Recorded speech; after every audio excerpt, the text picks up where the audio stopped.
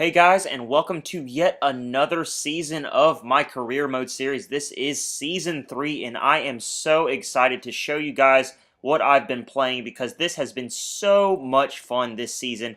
Probably the best season of career mode that I have played on FIFA 13. But right off the bat, we have some players' contracts expiring, and the only one is Wayne Routledge. And if you had talked to me a season ago, I would have sent him on his way, but he has been awesome in the absence of Jesse Rodriguez, so I thought I'd keep him on. And then we get some news from our youth squad, and all of these players are coming along quite nicely, some more so than others, but all of them are looking pretty promising. Tom Senda being one of the standouts. He was one of the scouted pros that we got from the EA catalog. And once again, we get an offer from Arsenal, and once again, we turn it down, and Wayne Routledge is returning to the squad, so this is good news, but some strange news is Tom Carroll wanting to leave.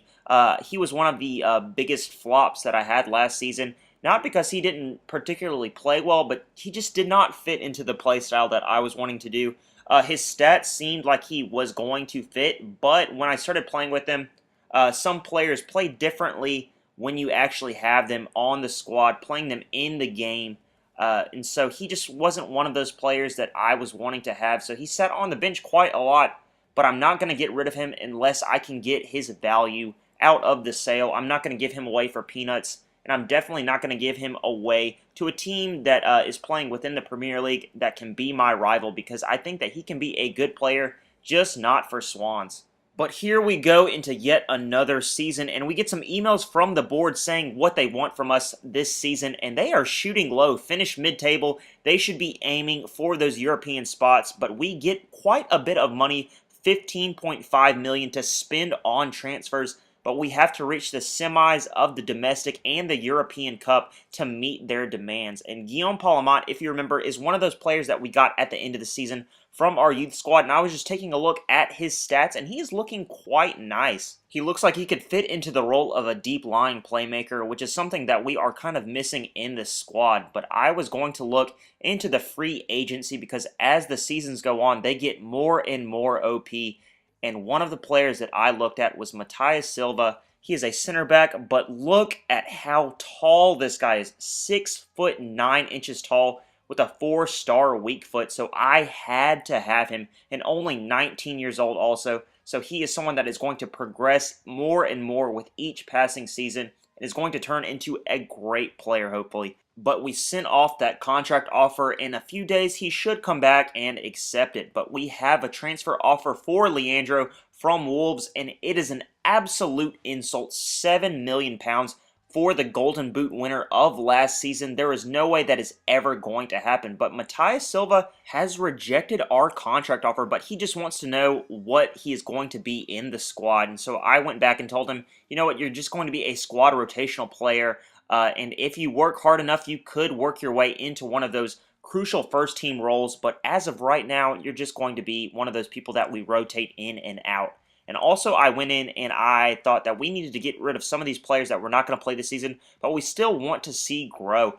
And Guillaume Palamat, Clarence Lade, Francois Arnoline, and some of the players that we've been sending out every season since I've been at Swans, just to raise their value. One day I will sell them for a couple of £1,000,000 each, but as of right now, I just want to get them out of my hair and out of the club because I don't really want to hear them all season bitching about how they want to play. And then Jamie Proctor, there is just no way he is 22 years old. He looks like a 45-year-old man. And Francois Arnoline is someone that I really want to send out and get some first-team experience because I think he's going to be a great goalkeeper. And with the sale of Leon Britton last season, there is something that I have been wanting to do for a long time, and that is give Jesse Rodriguez the number 7 shirt. But with the number 18 shirt vacant, who will fill that role? And so I went into the free agency and looked for a midfielder, and look at who I found. His name is Samuel Bianco. He is 18 years old and already a 75 overall midfielder. Look at those stats. He is looking quite promising. From Italy, he only has a 2-star weak foot and 1-star skill moves, but in the midfield, that doesn't really matter that much. And so I sent off a £3,000 4-year offer to see what he would say back. And then I get a message from Alfonso Reyla asking me to take a look at his contract, and I have absolutely no problem bumping his wage up a little bit and signing him on for a further 3 years. Matías Silva has accepted our contract offer, so we are going to go ahead and accept that and bring him into the squad.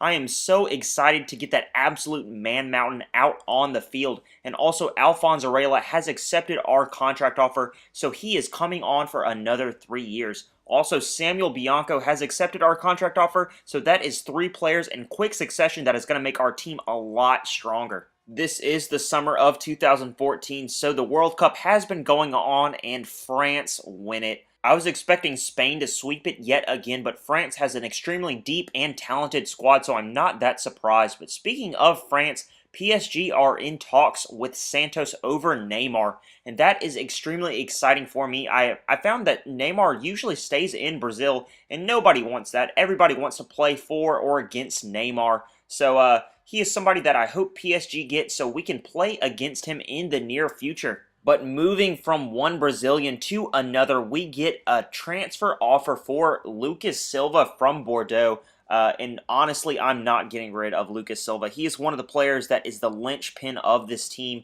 Without him on the field, we do not play well. So there's no way I am getting rid of the young Brazilian. But next up, we have our first game of the preseason up against Valenciennes, I guess is how you say it. They are a French squad, and we are hoping to absolutely dominate them. I'm putting out a pretty strong lineup without Jesse Rodriguez, who is still hurt from that injury at the end of last season. But we have some new toys to play with, and one of those is Samuel Bianco, and he starts off his career right, having a shot with his left foot from outside of the box, and it bounds in off the crossbar, and he opens his account in the 4th minute. Christian Atsu would then burn up that right side and have a shot with his rocket left foot, and in the 20th minute, this game was already looking out of sight. We kept pouring on the pressure thick and fast, and after this flick on from Sam Gordon, Lucas Silva has a shot, but that goes wide. This game would be put to bed by Wayne Routledge, getting our 3rd goal in the 28th minute from a very nicely worked team goal, and we go into halftime leading this game 3-0. The punishment would continue in the second half, and this time it would be Sam Gordon slotting that one into the bottom corner in the 56th minute, and it is 4-0. The young American would chance the keeper one more time, but he parries it away to prevent a 5th goal, so this game ends 4-0, a great showing by Swans, rebounding from the disappointment of last season, and Samuel Bianco picks up the Man of the Match award. But we can't rest on the awesome squad that we are assembling. We have to build for the future, and to do that, we need to send out some scouts. So we are going to scout Brazil, which is a goldmine for young talent, but also we're going to sign another 5-star scout, this one being from China, and we are going to send him to his home country and hopefully bring in some very promising Chinese players, because you don't see a lot of Asians in the EPL, so we are hoping to change that. But next up, we have our second game of the preseason, and I just simmed this game because that first game I used to see what I have, see what I'm working with, and use some of the newer players. But for the second and third, fourth game, I really don't care. But Chelsea are interested in Manuel Neuer, so that is a major development if they can, in fact, pull that off. But then Joris Okori asked me to look at his contract, and his demands are a little steep, so I brought them down just a tiny bit to see what he would say back. And we have our third game against Lyon, and they pull out a 2-1 victory. We come back to some transfer offers for Francois Arnoldin and Jesse Rodriguez, and when our team's going to learn that he is not going for any price, especially £11 million, that is an insult. But we get a loan offer for young Arnoldin, and he is going to get some valuable first-team experience away on loan and come back a much better player. But Joris Okori has turned down our contract and said that he is leaving at the end of this current contract, so I went back in and just gave him what he wanted, even though I do think it is a little steep for the performances he gave last season. And of course, he accepts that contract offer, and he is staying with Swansea, and just in time too, because we have our first game of the season up against Newcastle United, and we need to start strong. We don't need to have one of those 2-2 or 1-1 draws that we have had so many times last season. We need to win this game, and we need to win it decisively. And to do that, we need to come out fighting, and Leandro does just that, having a shot from outside of the box but a deflection takes it away from goal. But Newcastle would not continue to be so lucky, and the next time he bears down on goal, he makes them pay. And in the 24th minute, we take the lead. Wayne Routledge, filling in for the heart of our team, Jesse Rodriguez, does quite well to draw that penalty, and it is looking like we are going to add yet another goal. But Leandro is not good at penalties, so that is easily pawed away by Tim Krul, and we are made to pay for our mistake moments later when Papis Cisse heads that one into the back of the net, and we are all level. But this team has a hunger and determination they did not have last season, and we wanted this goal. We needed this goal. From this corner, Joris Okori rushes in and just powers that header into the back of the net, and we pull ahead right before halftime, leading 2-1 against Newcastle United. But after seeing a 1-goal lead slip away so many times last season, we knew we needed that 2-goal cushion, and Leandro almost gives it to us. But Newcastle win a free kick, and somehow Taylor finds himself wide open and just nods that one into the back of the net in the 83rd minute, and they were level.